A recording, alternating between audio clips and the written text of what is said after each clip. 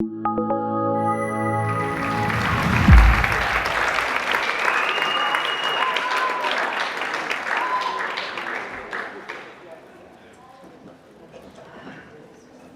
is a conversation with Dr. Phil. No, the real Dr. Phil. We wanted to talk today and speak at the end of the day because you guys are all inspired, right? You've seen inspiring talks today, you're being inspired.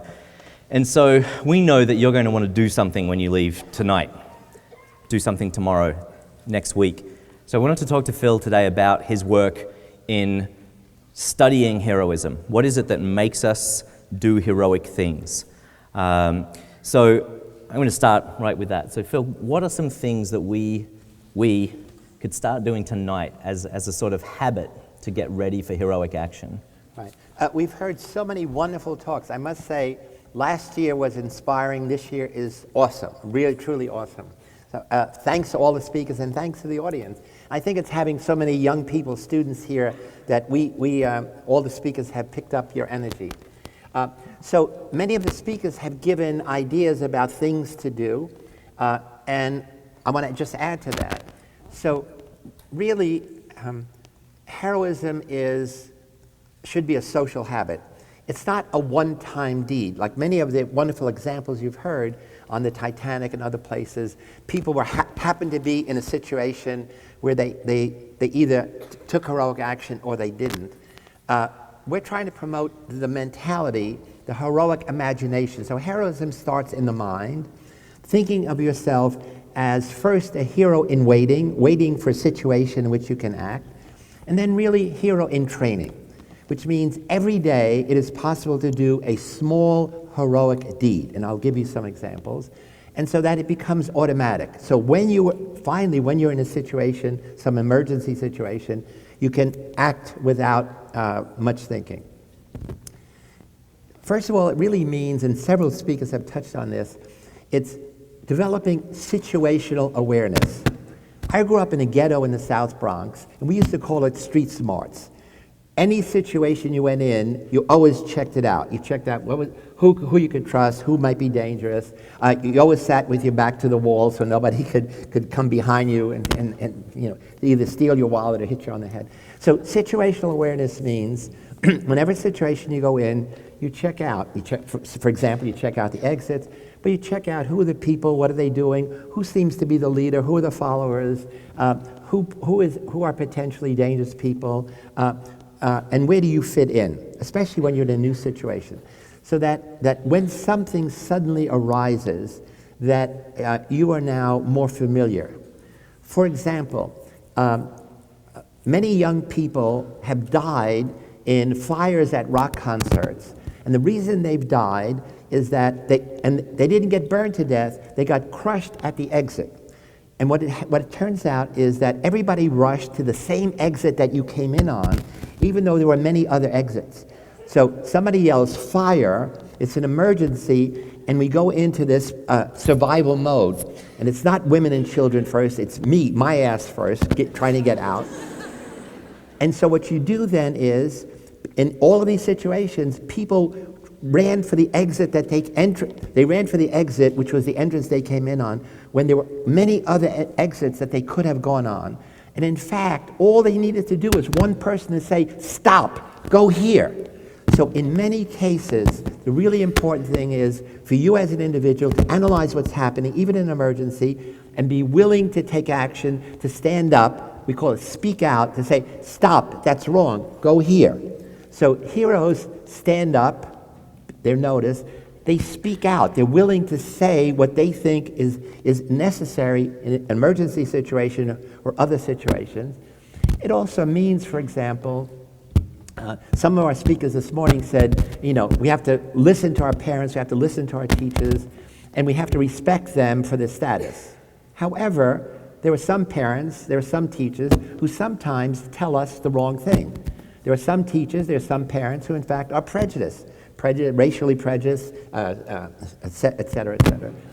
And so your job also as a family member is learning how to graciously give them the information they need, that they should not be saying things about blacks or Hispanics or Jews or Sicilians, whatever.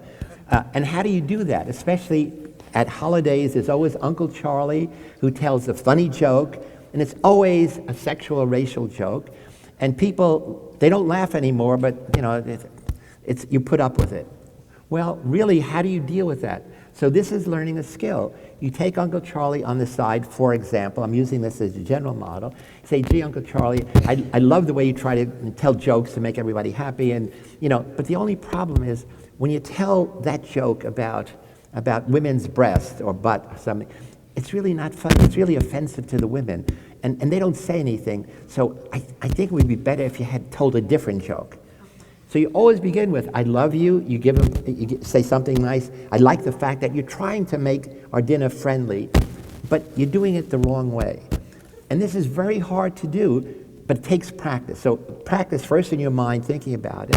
But it's the same way. You have a teacher who says, in fact, a former student of mine who was a great teacher, taught at University of Southern California. He actually got trained in how to use humor in his lectures. And a lot of the humor he used was sexual. And I'm sorry to say, it's tits and ass jokes. And he would say it, and everybody would laugh. No. The guys would laugh, the women wouldn't. And so, but he couldn't tell until one day a woman in class, when he told a joke, went, shh. And he looked around. Who's that? She put a note in his mailbox and say, do you realize what you're doing is offensive to me and other women? And he got up the next class and he apologized. He said, I'm so sorry, I didn't realize it. It was my ignorance. And so he never did that again. So that woman was heroic. Now she doesn't have to say, hey, it was me, but she took action. She stood up, spoke out, and took action, which changed an undesirable negative behavior. And again, he apologized publicly, and he says, I feel guilt for all the years I was doing that. I was just trying to be funny, but I did it in the wrong way. So standing up, speaking out, taking action. One of the things I do in my... So why aren't people more heroic? So really to be a hero means to do the right thing when other people are doing the wrong thing, or more often when other people are doing no thing. So the big bystander problem is that we all know bullying is going on. We've all been in classes since almost kindergarten where there was a bully. And the problem was not that we didn't oppose the bully. The problem is we didn't go to the kid who was being bullied, our friend, and say, gee, I'm really sorry. So that many people feel shame for not even having done that. So the question is, why don't we take action? In some cases, it's too important for us to be liked. We go along to get along, and that's the negative power of group conformity. And then you don't realize that a lot of what you think is your taste, the way you dress, the way you carry your books, the kind of music you like, etc., your favorite actors, singers, so forth, are really your friends. So one tactic we use is practice one day being a deviant. We call it being a positive deviant because, as one of our speakers said, heroes are always deviant. Because most people, you look around, most people are doing nothing. In order to take action, you have to break the power that the group has to pull you back to do nothing.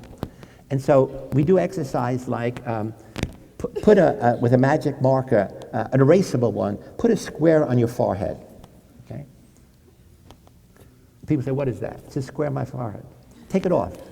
People get crazed. Now, it's especially, you got to put it on early in the morning, and it's got to be erasable because the pressure is going to be like this. And your parents will say, what is that? It's a square. Take it off. And you will see person after person, you say, look, it's me, it's no different, I'm just doing something. If you can go one day without erasing that, suddenly you realize the power you have, that you can break the power that the group has on you. Okay. And so I do this in my class at Stanford, and students do whatever they want. I mean, it's, kids who usually dress a certain way dress exactly opposite. Kids who are shy go around the stand singing. So it's whatever you think violates your self-image. You just do it for a day, and then at the end of the day, you're like, why did I do this? What did I learn about myself, and what did I learn about the power of other people? So Phil, you told me that story about 6 years ago at your house, What? and what you did in your class. And so I, as someone who only wears jeans and black shirts, I went out and bought a pair of orange pants because it makes me feel uncomfortable. Yes. So people have been, a number of people have paid me compliments today, which I think they just felt sorry for me. But Yeah. it draws attention to me, and I feel uncomfortable. But because I do it on a regular basis, I don't do it every day. But I start getting used to the idea of being uncomfortable and sticking out and getting that attention from other people, and that's key to stepping out of the crowd to help someone. Yeah. So that's a social habit. I mean, it's uncomfortable to be a hero. There's no question about it. Just as a quick aside, when I did my famous Stanford prison experiment back in 1971, the person who stopped the brutality that was going on, that I allowed as the superintendent of the prison, somebody who loves students, who cares for students, I was allowing the guards to dehumanize the prisoners. She looked at that and said, "It's horrible what you're doing. It's terrible what you're doing to these students. I don't understand who you are." We had just started dating, and she turns to me and says, "If this is the real you, I no longer want to have a relationship with you." And that was a slap in the face that brought me to my senses. And I said, "You're right, so we have to end the study." But from after that, she said, it was such a lonely thing to do because the students who were working with me in the experiment were her colleagues at Stanford. They were all graduate students together. And so she said, to be a hero felt really lonely. And also, what would she do if I said, "I'm sorry, I'm going to continue with the experiment"? That she would sacrifice our romantic relationship, my reference for her. So to be a hero, after the fact, it's when you're a successful hero, it's glorious, you get a medal and so forth. But thinking about the action and actually while you're doing it in that moment, it's scary and it's lonely. The other thing I would encourage you to do, starting today, is what can you do to make other people feel special? So again, the worst thing you can do is make people feel anonymous. We call it de-individuation. You look at somebody and you don't remember them, or it's a girl, or it's a guy, or it's an Asian person, or no. Or it's the server, or it's the person who feels you, or it's the bus driver. So you break through the function, and what do? You always ask the name, you work at remembering it, you work at remembering something about them, so that when you see them, you can remember that how their hair looked, or the jewelry. And then you make them feel special by giving a justifiable compliment. It's easy with women because they have external, they have jewelry and stuff, but essentially it's not about the jewelry. It's not, "Gee, what a beautiful necklace." The compliment is, "It makes you look even more lovely." And then you go from an external thing to internal thing, like, "I really like what you said about that. That was really interesting." Or, "Hey, you're a great joke teller." Why don't we give compliments? And it's rare. I mean, compliments are like digging up a dead animal. Nobody does it anymore. What I'm saying is, I would like you to practice today and tomorrow to give at least 2 people a compliment, a male and a female, regardless of what you give it, one to a woman and one to a man, today and tomorrow. And what happens is, when you give a compliment, people smile. They like it because it's rare that anybody does it. And especially giving compliments to people you know are probably never going to get, to shy people. So that's the 2 exercises. Try to do something which is positive deviance, and also practice being making other people feel special. Well, and I think that complimenting idea is also making you look outside of yourself, right? I think a lot of the first thing you need to do when you in a situation where heroism is called for is to actually notice that it's called for. And a lot of us walk around in our own little world. And you see it out in the lobby today. People are in their own little clusters, or they're just standing by themselves. And that reaching out to other people brings you into the world. And thus, you're you're more willing, you're more able to help when you know that there are people around you, that you're part of a community. Yeah, absolutely. So that's really key, is that when I said situational awareness, in every situation going in, who are the people I know, who I don't know, who seems shy, lonely, who seems a little sad, and if so, then I go and say, hey, how are you? How are you feeling? Sometimes when I give a big presentation and I sign books, or people just come up for a hug and a kiss or whatever, a signing thing, for each person, even if the line is 100 people, I will make each one feel special.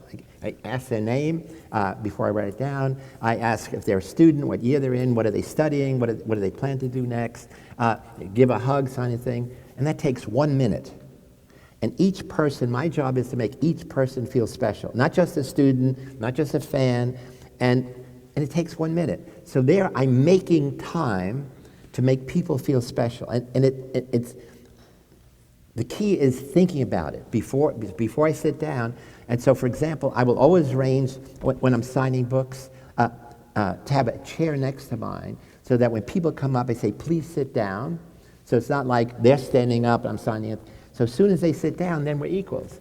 And then I'm signing the book, and I'm asking that's controlling the situation in a positive way. And then people leave feeling, they got some special self-respect rather than just a book and a signature. Yeah, and I think what Phil's trying to say here is that he'll be signing books at 6 o'clock today. Even if you don't buy a book, I'll sign.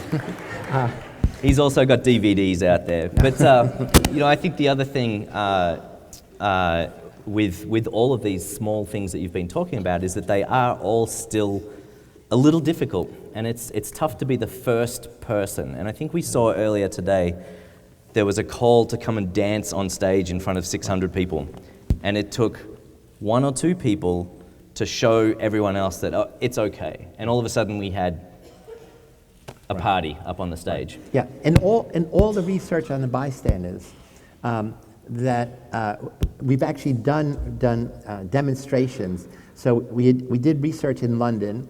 We have a woman lying on the steps, attractive woman, reasonably well dressed, lying on the steps of a busy train station, Liverpool station in London, clearly unconscious, lying there like this. And then she lies down, and then we start a clock. How long does it take before somebody passes? In 5 minutes, something like 35 people pass by within a foot of her, and no one stops.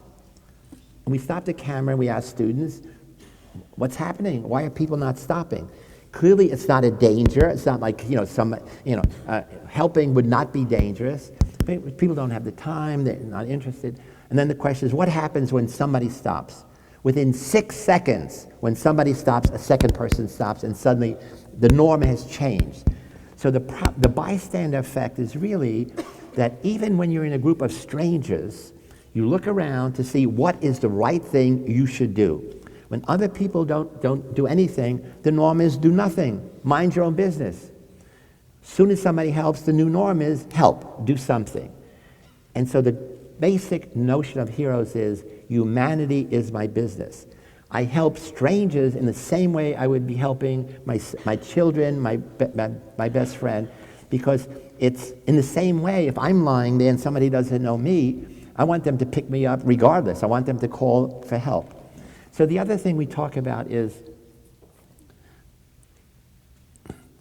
the biggest problem I have in trying to promote the notion of everyday heroes, ordinary heroes, people who do ordinary deeds each day to make the world better in some way, is mothers who have the old view of heroes. Heroes take risky actions and they die. And I don't want my child to die. And we say, of course not. The key to heroism is wise and effective action. You read the situation dangerous, you call the police. You call 911 or whatever the service is. You say, hey, she needs help. You never do it alone. We talk about creating hero squads. This is one of the things I'd like, again, students to do in your class. Check out what is there a problem in your school? That's the things, aside from bullying or any other thing, is you're much more effective. As the young people talk today about Irina Sendlerova, She gets the credit for saving 2,500 Polish Jewish children, but she had a team of 25 other people, 24 women and one guy, she mentioned. Now, women are better at heroism than men in a network. Women are just used to social networks. Women network. Guys are loners. So most male heroes are loners. They do a solitary thing. Most heroic deeds with women are almost always within a network. So again, help develop social networks in your school, in your class, but form hero squads to say, hey, what is the problem in our school? Is there a problem with littering? Is there a problem with graffiti? Is there a problem with bullying that you alone can't handle, but get 2 or 3 friends? The other thing is with whistleblowing, and we're going to have a wonderful session tomorrow. There's 2 kinds of heroes. There is the impulsive, reactive hero, that you see some bad thing happening, there's a fire, there's an emergency. We had this wonderful, amazing case in New York. We're going to have Chad tomorrow? He's not going to make it. Okay. Well, there's this amazing case in New York 2 years ago on a railroad subway station in New York City, where subways, if you're in New York, subways come in every 3 minutes. There's 75 people on the station, and there's a guy stumbles and falls off the platform, and it's this high, falls down across the tracks. And you know that the train is going to cut him in half, okay? The wheels of the subway. There's a man, African-American man, 50-year-old, Wesley Autry, and he's there with his 2 little girls. He looks down, he looks over, and everybody is looking the other way. Everybody's saying no. He turns to strangers, says, please take care of my kids, jumps down on the platform, picks the guy up from between the tracks, puts him between the tracks, presses down, and the train goes over his head, and they barely survive. The difference between the top of his head and the bottom of the train was 1/2 an inch. Had it been 1/2 an inch more, he would have been decapitated. It would have been a horrible disaster. So that's a reactive, impulsive hero. Now, sadly, our visitor tomorrow, a guest was going to come, who saw the video of this, and he was in New York. 2 weeks later, the same exact thing happened. What did he do? He jumped down the platform, he pulled the guy to the platform edge, called for help. 2 guys came, they picked him up, they saved his life. This guy, Chad, got on the train and went to work. That's a wise hero. Wesley Autry was an unwise hero. He did an impulsive thing that could have cost his life. The other kind of hero is a whistleblower. A whistleblower notices some bad shit happening. There's corruption, there's theft, people are stealing in my business. And this is all the way at the national level. You're going to hear Dan Ellsberg, who was a whistleblower who stopped the Vietnam War by realizing that our generals were lying. Our generals were telling our presidents for many years that the war in Vietnam cannot be won. But nevertheless, we don't know how to exit gracefully. And our presidents would lie to the Americans, saying, we're winning the war, all we need is more money, more bombs, and so forth. And he took the risk of exposing that because that is, to do so made him a traitor, a spy, and he could have gone to prison for 100 years. You're stealing his story. But he's going to come and talk about the decisions he had to make. And there are other whistleblowers who simply, but the difference between the reactive hero who acts on the moment, they take time. That is, they have to collect information. Often they have to get other people on their side so that they're not dealt with as a fanatic. So, but the interesting thing for students here, especially the more advanced students, there is almost no systematic research on heroism. What is the difference between a reactive hero, like Wesley Autry, and a reflective hero like Dan Ellsberg? We don't know. Nobody's done the research. It's so obvious that it must be, and I'm telling you that there is a whole area of research that is begging for students and teachers to be involved in. So that's a good segue.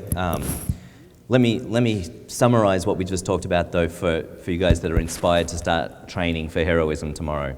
You should start being a positive deviant. Get some orange pants or put a square on your forehead or something that's going to make people look at you. I've suggested that people go to Genesee Valley Mall and walk around backwards for half an hour. people are going to look at you and laugh at you and take pictures and send them to their friends. You're going to feel uncomfortable. The other thing is to start looking out of yourself and paying compliments. And we're talking about building a team. Get a group of people to help you fix a problem.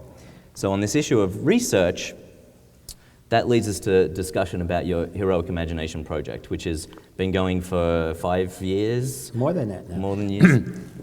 So, so for many years, I studied evil. I studied evil in an unusual way by trying to create it in the laboratory, doing research like the Stanford Prison Study, other research. And my interest in evil came again from growing up in a ghetto in the South Bronx, in total poverty. My family was on welfare for many, many years. And if you grow up in any inner city, there are men whose job it is to corrupt kids, to do bad things for money. If you're rich, you don't do anything for money. You just ask your parents, or you do some chores or something, you mow the lawn. But if you're poor, you take drugs, you sell drugs, you steal, you cheat. If you're a girl, they get you to sell your body. And so I had friends who did that, and I and other friends didn't. So as a kid, I was always, what's the difference between kids who give in to temptation, because we said the Lord's Prayer every night, lead us not into temptation, deliver us from evil, and kids who resisted. My analysis as a little kid was, it had always to do with having a strong present mother. Most kids didn't have fathers, but the mother seemed to me to make the big difference. And then as I got older, I began to his psychology, and psychology is interested in human nature, human behavior. So I began to study evil as a psychologist.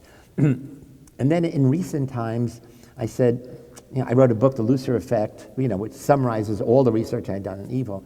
And in the last chapter, I said, in every situation of evil, like the evil of the Nazis with Irina Sendler, the evil of, in terrible things gangs do, there's always somebody who resists. Even in all the research, not all the guards in my prison study did bad things. Some of them were, in quote, good guards. So I raised the question for myself, what is it about the people who can resist the power of situations that the majority gets sucked into? And that led me to think about, what does it mean to be a hero? And then heroes are, we looked at the Joseph Campbell model, and I just began to think, heroes are not born. Heroes are made. You learn how to be a hero. And can we train? Can we have really a training program to take anybody, virtually anybody, and train them how to be a hero, develop the social habits of heroism? And as a teacher, my focus was, can we develop a course? Can we develop a course where we call it Understanding Human Nature? Your human nature and the nature of other people.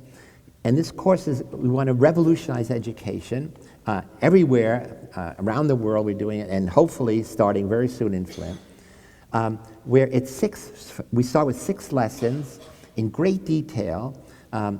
So for example, like the bystander, how do you transform passive bystanders into active heroes? How do you people mention this, mindset. Mindset means you think about the world of, here's what I can do and here's what I can't do. Here's what people of this kind do and here's what people of this kind can't do. How do you know that? This is false beliefs. You can do almost anything with practice, the dedication, determination, as our basketball coach said. But we have this notion of a fixed mindset. I'm no good at chess. I'm good at writing. Why am I no good at chess? It seemed hard. I never did it. I didn't seem to have that skill. But then I labeled myself as not good at something when in fact I could be. I'm not good at playing the piano. Well, I had lessons when I was a kid and I didn't like it. Well, it turns out if I think back, the piano teacher was not really very good. It was not really inspiring. It made you play chords endlessly. If I did a Suzuki method, I probably would be playing the piano for you right now. So we have these lessons on conformity, on obedience, but what's unique about the lessons is they're all organized around videos, because we know young people are visually oriented. So we show a video of that woman lying on the steps, and the first question the teacher asks the class is, what are the people thinking by not helping? And then the next question is, what would you do if you were in that situation? Everybody says, I would help. What's the difference between sitting here looking at the thing and being in the situation? Well, that's where social norms come in.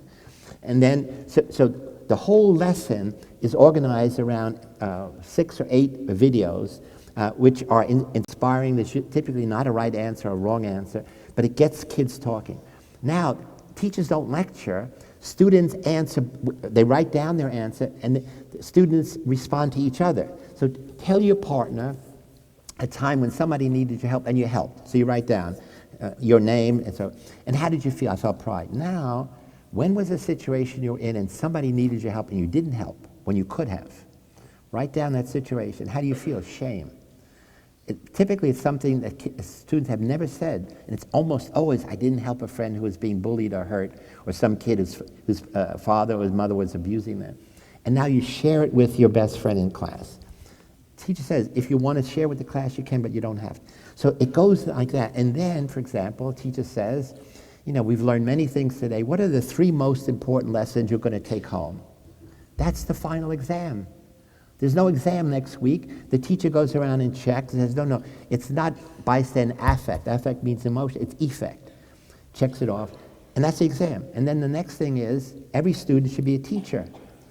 It's the reason to be educated is not just to be smart to get an A. It's now you have knowledge that can change the world.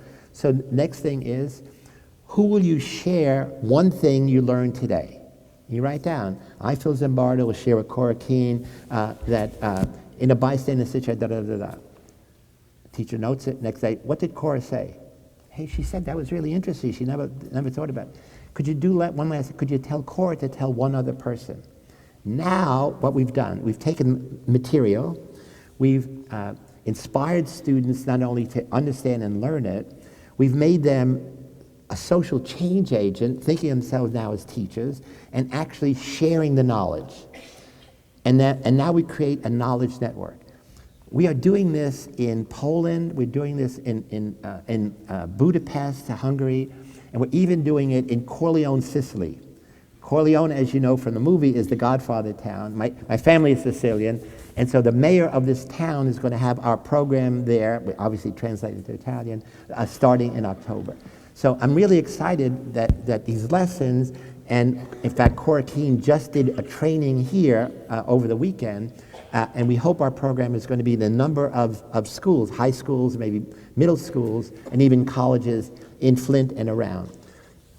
Matt's program is, his hero construction program, is really for primary school. So we hope we can have from primary school all the way to college, combining the best of our programs with the help of the amazing team we're developing in Flint, with L. Jack and others.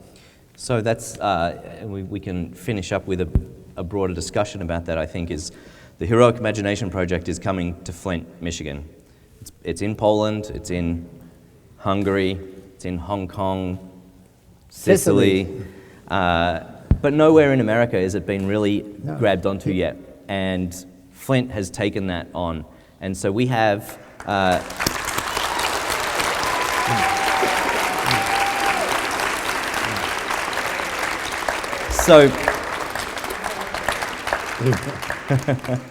in the audience today, we have a number of people that have been working very hard on getting that to happen. And as Phil said, there was a training this weekend for the first kind of batch of hero trainers. And Neetha and Ali are in the crowd somewhere. They are, where are they? Stand up. Stand up.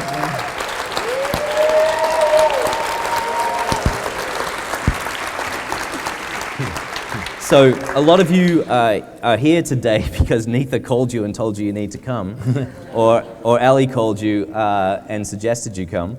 Those two are putting together a non-profit mission to create Hero Town Flint, USA. Something that is going to be a model for the nation. Whole nation.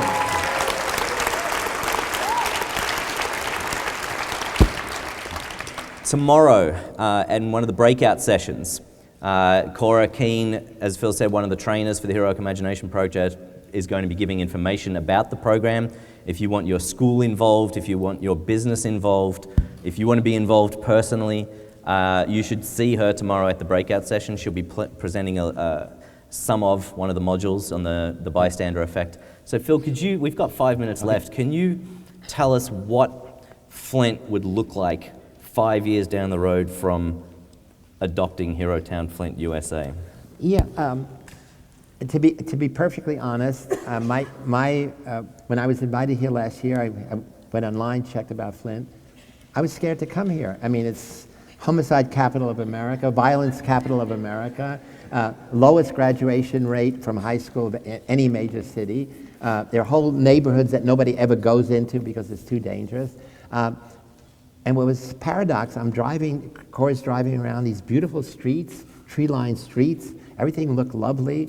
Then I started to notice abandoned house, foreclosed, one person foreclosed. The school is closed because there's no children around there.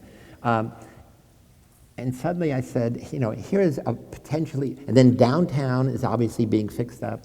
So I said, here's a potential crucible of change that I want to be involved in, because again, coming from the South Bronx, from an ugly, physically ugly place where there were no trees. You have trees. We had no trees. We had no grass. There were flowers. My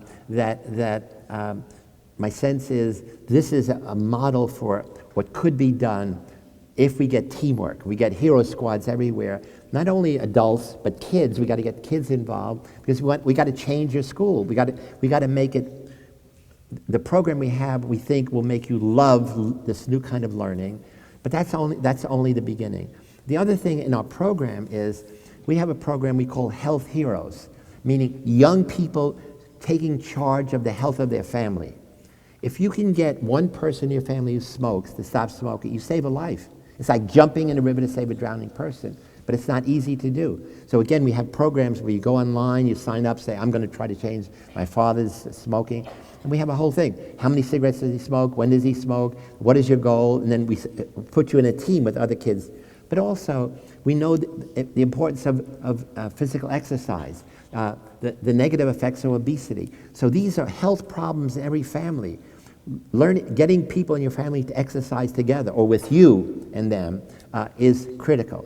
There's recent research on the importance of physical exercise in dealing with all major illnesses.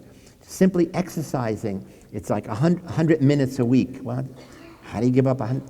You can only do it when you have a person, we think young people in a family, working with others. The other program we have is Health Tech Heroes. High school kids going to homes for the elderly and teaching them how to use the internet. Develop their own Facebook page. Learning how to write to relatives who don't visit them. Learning how to send guilt messages. And we've done this for 2 years, and the kids form a bond with these elderly people. They do it, they call it service learning. So the students get credit for it. And then the last exercise is do a video of the heroes of the elderly person. Some of these elderly people were during the Second World War, during earlier wars, and they have a whole life that you never shared as a young person. And so many of our high school students have really formed a personal bond with their elderly student. So again, these are little programs we could add on to our Hero Project, Flint, USA. Yeah, and I think the other thing to mention too is that Hero Town Flint, USA is a non-profit. It's already benefited from donations from a number of people in the community, and very much Diplomat, Phil Hageman and Jeff Rowe have been very supportive of this mission. They continue to be so.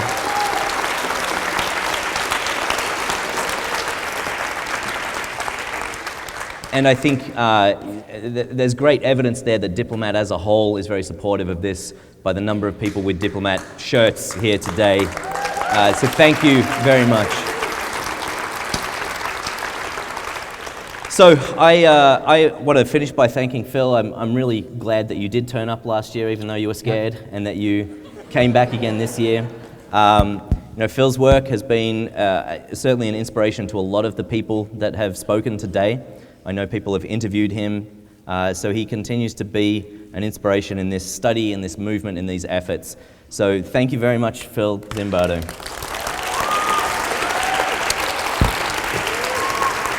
Let's go, sir. Okay.